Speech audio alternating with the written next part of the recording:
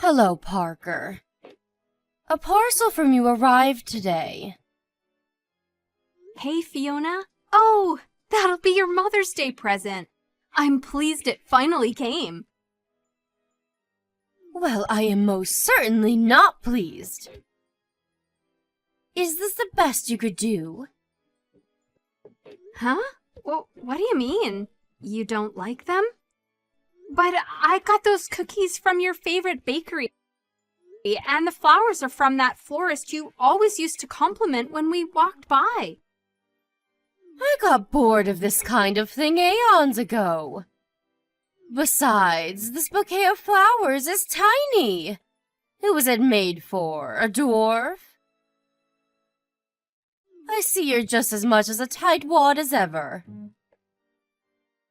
It's not like that at all. They were actually quite expensive. I wanted Peeps Armanio's new scarf. You know, the one all the celebrities are wearing. Oh, what am I saying? Of course you wouldn't. Isn't it considered good manners to get people things they actually want? It is my present, after all. You're the most useless daughter-in-law in all of history. I'm sorry? My friend Wendy's daughter-in-law is taking her on a luxury cruise to the Maldives, followed by a 1-week stay at a 5-star hotel. You, on the other hand, how do your poxy cookies and flowers match up to that? I'm on my way to your house now. I want to exchange my presents for something better. See to it that you have something ready by the time I arrive. What? Like now? When you say you want to exchange your presents, you mean you want us to go out shopping together? That made me chuckle. Like hell I'd waste my precious time shopping with the likes of you. I see. I'm on my way to your house now. You better have me a coffee and some tea cakes ready. Oh, and make me some of those sandwiches you made last time. You know, the one with the mustard and pickles. Fiona, please. What you're asking me to do is very difficult right now. I'm not at home. Good grief. Just when I think you can't get any more useless. Hurry up and get your ass back there this instant, then. I'm with someone right now, so I can't do that.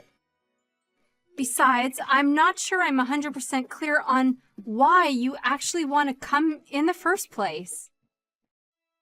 I told you, my Mother's Day present. I'm very willing to be kind enough to let your first abysmal failure slide if you replace it with something better ASAP. For example, the black Peeps Armanio bag you swagger around in like you think you're some kind of A-list celebrity. That would suit me just perfectly. All right, it's settled. I'm on my way to collect it. I can't give you that. My mom got me it, and it's really important to me.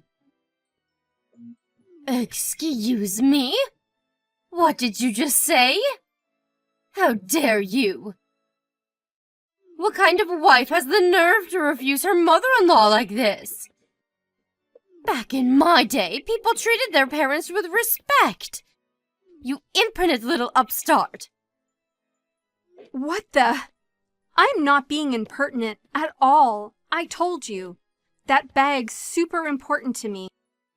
It's not that I don't want you to be pleased with your present, but some things are too valuable to give away, and you being my mother-in-law doesn't change that. Disobeying your mother-in-law like this is the very definition of impertinence. I'm sorry, but I really can't give you that bag, so I'd appreciate it if you'd just drop it. What will it take for you to listen to me? Good grief. You need to be properly disciplined. Great. Here we go again with the discipline thing. Would you stop this already? Why would I stop? This is an emergency. Disciplining my wayward daughter-in-law is a matter of utmost importance. I'd be doing my son a disservice if I didn't. If you're disobedient with me, I can only imagine what you're like with him. I'm sick of this, Fiona. I feel like you have some kind of fresh insult or put down ready for me every time we speak. And as if that wasn't bad enough, sometimes you're violent. This goes way beyond discipline. What you're doing is bullying, plain and simple. Not that you have any right to discipline me in the first place, by the way. Who even speaks to people like that? Where do you get off looking your nose down at me and treating me like crap? You shut your whining mouth this instant, young lady! What gives you the right to talk back to me like this? A wife would never have dared talk back to her mother-in-law like this back in my day. Society's gone to the dogs. If I don't agree with something, I'll say so. Ugh, disgusting! What must your parents have been like to produce such a vile little witch? Were you brought up or dragged up? I should never have let you marry my son.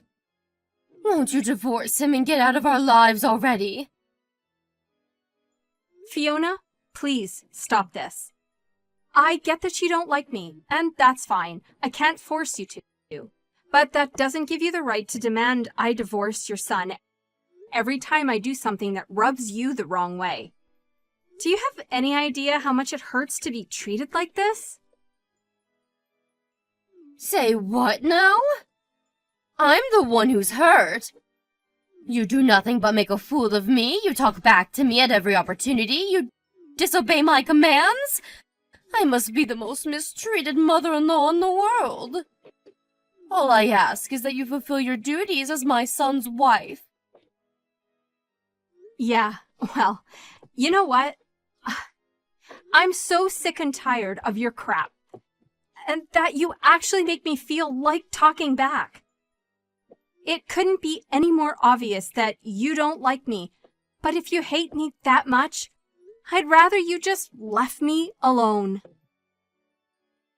Here we go with the insolence again. Just how did your mother raise you for you to be this rude and disrespectful? One thing's for sure, she failed to instill the proper discipline you need. I'll be honest, your parents never struck me as particularly intelligent, and they're clearly lacking in common sense if they raised a good-for-nothing like you. Do not insult my parents. You gave me no choice. If you don't want to hear any more uncomfortable truths, I suggest you start doing as you're told, young lady. To tell you the truth, I don't want anything more to do with you. Please don't contact me again. If you need anything, it can go through Daryl. What did you just say to me? Do you seriously think this is an acceptable attitude to take with me, your mother-in-law? Do you seriously think I want to carry on being insulted and abused by you? You do nothing but hurt me. Who in their right mind would put up with that? Fine. Have it your way. I withdraw my request. Great. So we have an understanding then. You'll leave me alone from now on? Goodbye. Mark my words, young lady. You will not get away with speaking to me like this. You better remember that. Parker, is now a good time? Fiona, what do you want? Didn't I tell you to leave me alone? Maybe you did, but that doesn't mean I agreed to it. Did I sign a restraining order? Nope. I see. So that's how it is. Okay, what do you want? It's about tomorrow. You're going to come to my house. Huh? Why would I do that? Because I want to speak to you in person about something. Surely you wouldn't like it if I came to your place? So you can come here instead. I won't be doing that. Yes, you damn well will, young lady. You won't get away with disobeying me this time. I won't let you. If you continue to refuse, you'll force my hand. Force your hand? I'll call your parents and make them apologize. What? No, don't be ridiculous. Just stop this. What choice do I have if you refuse to come and apologize yourself? By hook or by crook, I will get my apology. Your parents are the ones responsible for you being such a disappointing failure of a wife. All I did was say I wanted you to leave me alone. Why is that so hard for you to accept? The issue here is that you think you have the right to boss me around in the first place. You arrogant little cretin. Now stop wasting my time with this nonsensical drive. I suggest if you don't want to cause your parents any trouble, you come to my house tomorrow. Oh my God! This is absurd. Correction. This is perfectly reasonable, and it's happening because of you. If you'd have treated me with the respect I deserve from the get-go, you wouldn't be in this mess. Now, do as you're told before you make things even worse for yourself. Fine. I'll be expecting you around lunchtime tomorrow. I have some business to attend to in the morning, so I won't be around until noon. You're welcome to let yourself in and await my return. Well then, remember, I won't be responsible for what happens if you don't come. Your fate is in your hands now, young lady. Where are you, Fiona? Are you at my house yet? Yes, I got here 20 minutes ago. Excellent. Well, guess what? I just remembered something. I have just the job for you. I knocked a vase of flowers off the cabinet by the front door on my way out this morning. It smashed everywhere, but I was in such a rush I didn't have time to clean it up. Are you okay? You didn't hurt yourself, did you? I'm fine, but Daryl's being carried away in an ambulance. What? My son? But it should have been you! Well, it wasn't me who went to your house today. It was Daryl. Why? Explain yourself! He said he was going to have it out with you one-on-one to see if he could get you to back off and leave me alone. It's pretty obvious by now that nothing I could ever say will change the way that you act towards me. So why would I bother going? He said he stood on a pile of broken glass when he took his shoes off after arriving. The lights in the entranceway didn't work, so he couldn't see a thing. Oh my God! My poor baby! Is he okay? Is he hurt? He stood barefoot in a pile of glass. Of course he's hurt, you moron! By the sounds of it, he had himself pretty worked up for the confrontation. he thought he was about to have with you. So he took his shoes off and started his march towards the living room, where he stood pretty hard on the glass shards. The wounds are so deep, he can't walk anymore. You can't be serious. How can this be happening? The lights in the front porch not working was intentional, wasn't it? As was the pile of broken glass shards conveniently scattered so that whoever walked in next would get injured with 100% certainty. To think you booby-trapped your own house to injure me. I'm not sure if you're even fit to be let loose in society with a psychopathic behavior like this. The doctors are saying Daryl's lucky he doesn't have nerve damage. I never thought this would happen. I just wanted to teach you a lesson. Do you understand that if he'd ever been cut in the wrong place, your son might have never walked again because of your stupid actions? Daryl got hurt in my place this time. But it's not about who your intended target was. The fact that you're capable of something like this in the first place itself is just terrifying. Well, you should have thought about that before taking a rotten attitude with me. This crap again? Really? Even if for argument's sake we accept that I did take a rotten attitude with you, that doesn't justify you trying to put me in the hospital by booby-trapping your house. Me and Daryl have had it with you. This is the last straw. So how is my boy? He's okay, really, isn't he? Are you just exaggerating to scare me? Is he angry with me? He's almost angry enough to forget the excruciating pain that his feet are in. He said he's just grateful I didn't get hurt like you intended. And I'm just grateful my husband isn't as much as a malicious psycho as his mother. It's nothing short of a miracle that a scumbag like you managed to raise such a kind, decent man. I'm sorry, Parker.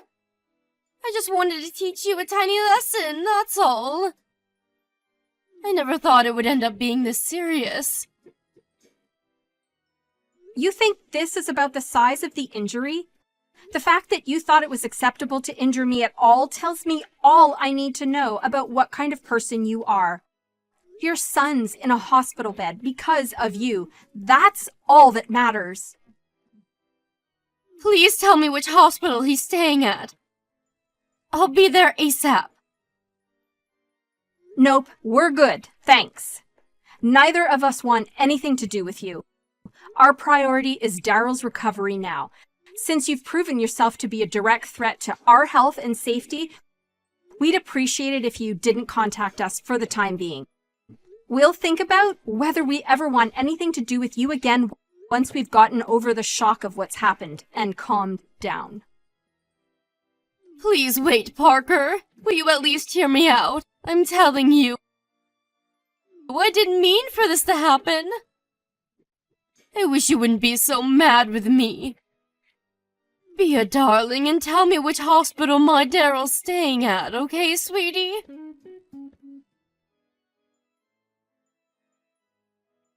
Hey, Parker. How's my son doing? Have his feet improved at all yet? Yes. I'm pleased to hear it. Thankfully, the cuts on one side weren't as deep as the other, and he's still able to walk with a little assistance. He already got discharged from the hospital. Oh, really? Does that mean he's back home now? In that case, would you mind if I came over for a little while? I'd love for nothing more than the chance to apologize for what I've done. Yes, we wouldn't mind that. You're not coming anywhere near us. We don't need or want your apologies, so don't bother. Parker, please! Don't be so cold. To tell you the truth, I'm racked with so much guilt and regret, I'm finding it hard to sleep. I must have tried calling Daryl over 100 times now, but he isn't picking up. Is there something wrong with his phone? I want to speak to him in person. He said he doesn't want to see you. Isn't there something you can do about that? Will you talk to him for me, Parker, sweetie? He'll listen to you, and I just know if you put in a good word about me. Will you persuade him for me? Will you do that? No. Wait, am I reading this properly? A good word about you. You must be on drugs. I don't want to see your face. I don't want to see your messages on my phone. Even remembering you exist is enough to make me feel sick. Oh my God. You won't let me meet my son. You won't even let me apologize to him. This can't be happening. What am I supposed to do now? Not my problem. But one thing's for sure. You will be paying his medical bills because, of course, this is all your fault. That's all you can do for us. And if you genuinely want the best for Daryl, you'll give him his money and get out of our lives for good. I know it's my fault. I'm glad to hear it. Bank transfer will do just fine. Thanks. We're cutting off all ties with you once we have the money. Have a nice life. Cutting off all ties with me? No way, you can't surely be serious. I am not going to mince words, Fiona. I hate you for what you did. And Daryl hates you even more. That's why neither of us ever want to see you again. Oh my God, please no. Surely you're not going to abandon your poor aged old mother by the wayside like this over something so trivial. Trivial? Are you trying to make fun of us? You think what you did is trivial. Ugh. I'm not just talking about putting your son in hospital here either. Did you forget how you've been treating me ever since me and Daryl got married? You bullied, tormented, and abused me. You used the fact that I wanted your approval to your advantage and made me feel so worthless and insignificant that I even considered ending it all while ignoring all of Daryl's warnings, of course. Then, as if that wasn't enough, you had to top it all off by hospitalizing him with a psychotic booby trap. You deserve far worse than being abandoned by the wayside. You should be in a jail cell. Look, Parker, I know what I did was wrong, but still, don't you think cutting off all ties is a little drastic? Surely we can all talk this through once you've calmed down. I'm his mother, for crying out loud. You're not his mother anymore. Now, you're just a criminal. You hurt the most important person in the world to me, and I'm livid with you for it. But I'm not the only one in the wrong here. If you'd have just been nice to me from the get-go, none of this would have ever happened. Some of the blame lies with you. You mean you one-sidedly bullying me and me accepting it and doing as I was told the whole time, like a good little victim, makes this my fault? Huh. This is exactly why we can't continue having you in our lives. Not only are you dangerously deluded, but you're so lacking in self-awareness that you're beyond redemption. Even when I finally reached a breaking point and begged you to stop, far from considering what I was saying and reflecting on your behavior, you doubled down and became even crueler. The one at fault here is you. I haven't done anything wrong. Stop trying to make it sound like I have. I'm really, really sorry. I swear on my life. I'll make this up to you if it's the last thing I do. Please don't leave me all alone. Please don't steal my son from me. He's all I've got left. Steal. There you go, deflecting blame again. You really are an expert at this, huh, Fiona? I'm sure I'm wasting my energy here, but once again, you're the one who got yourself into this mess. Anyway, it wasn't me who made the decision in the end. It wouldn't be my place. Daryl's the one who said he never wants to see you again. No. I can't bear to lose my family. I don't have anyone else. I'm on my way to your house now. Let's just talk this through as a family one last time, okay? If you're not satisfied after that, I'll gladly leave you alone. I want to apologize to you in person, and when I say I'm sorry, I mean it from the bottom of my heart. Please, will you reconsider, sweetie? You can come if you like, but you'd be wasting your time. We don't live there anymore. Huh? We decided to move. Think about it. Wouldn't you be scared if someone who injured and hospitalized you knew where you lived? We were genuinely worried and wanted to get away ASAP. So we're staying in a temporary accommodation until we can find somewhere more long-term. Temporary accommodation? Where? Do you really think I'd tell you? The bottom line is that our commitment to cut all ties with you remains as sturdy and unwavering as ever. You could apologize 1,000,000 times over and it wouldn't change a thing. Anyway, we're done. I have no reason to continue this conversation, so I'm gonna go. No, wait. I'm begging you, please. Don't abandon me. I'll be nicer to you. I'll do anything. Please, just anything but this.